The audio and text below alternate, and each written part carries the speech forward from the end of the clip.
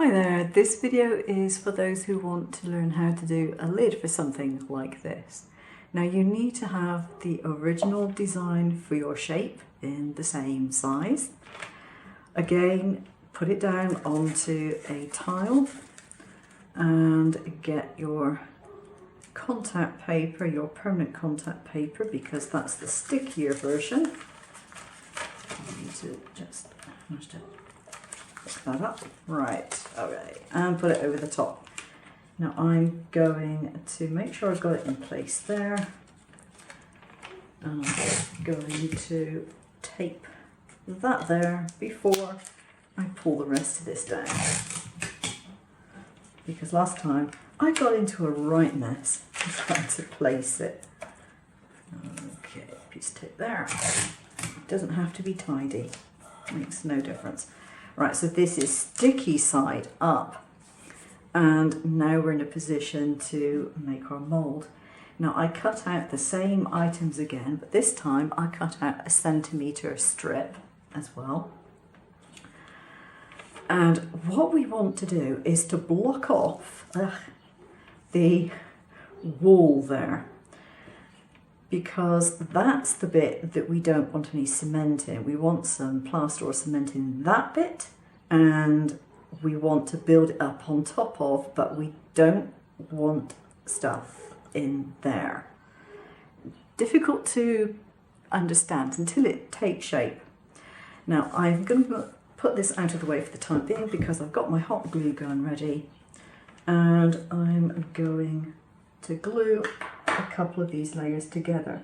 And so now what you want to do is to place it over the heart, which is printed out, and make sure it is properly lined up.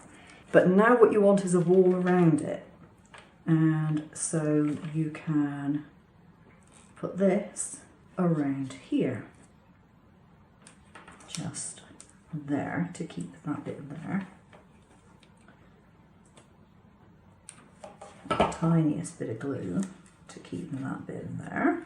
Tiny amount of glue on that. And then wrap it around this side. Put a little bit of glue on there and put that over. Snip that point off, and at this stage, if you're happy with the general shape of it, you just go around the outside to make sure it's well sealed up. Now I've got some plaster measured out. This is 50 grams again with 35 of water. You notice my water is red. I put some dye into here. It's food colouring, it's quite a strong colouring. I put it in as part of the water measurement, so there's no more liquid going into there than there would normally be. It's just that it's coloured liquid. All right, put this out of the way. And the only other thing that I have to do now is to oil the inside of my mould. Probably not quite so drastic on this one, but I don't know if it will stick to craft foam. I've not tried it to find out, but it's pretty easy to oil this anyway, and it's only going to take a few seconds. So I don't really have a problem with that. I would much sooner oil it and have it come out easily, as I know it does when it's oiled, than be struggling for half an hour to try and get it out and then have bits of foam all stuck to it, and no fun at all. This bit I can also put some oil on. It doesn't make too much difference because I think this pulls off regardless, but it certainly will if it's oiled.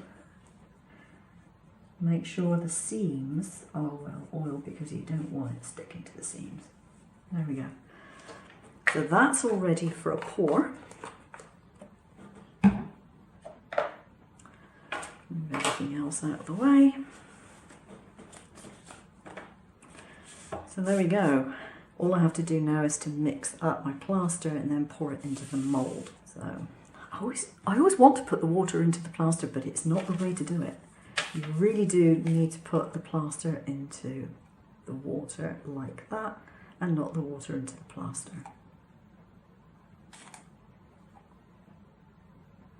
And I'm thinking that this is probably going to be a much stronger pink. I don't know. I put 4 drops of my food colouring in there.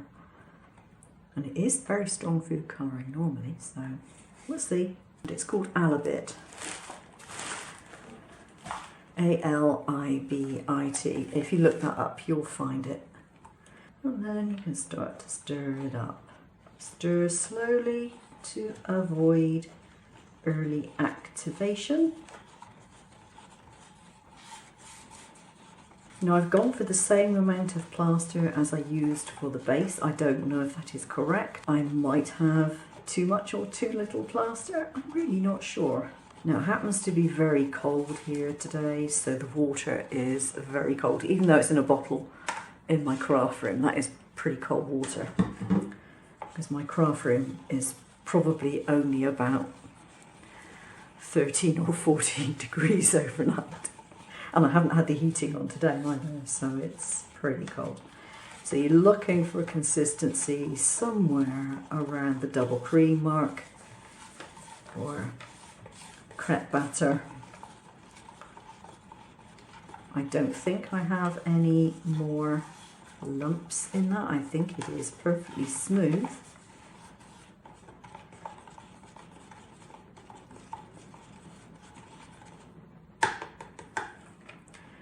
So it will just be a case of pouring it and seeing how much of this mould it actually covers. Hopefully there's enough in here. Yes, there will be. That's slightly too much. I might have to find some small moulds to use that on in a moment. And tap to release any air bubbles. Okay, so this has had a bit of time to set up. I think it's solid enough to demould. These should come out pretty easily, I think. Quite sweet, I suppose.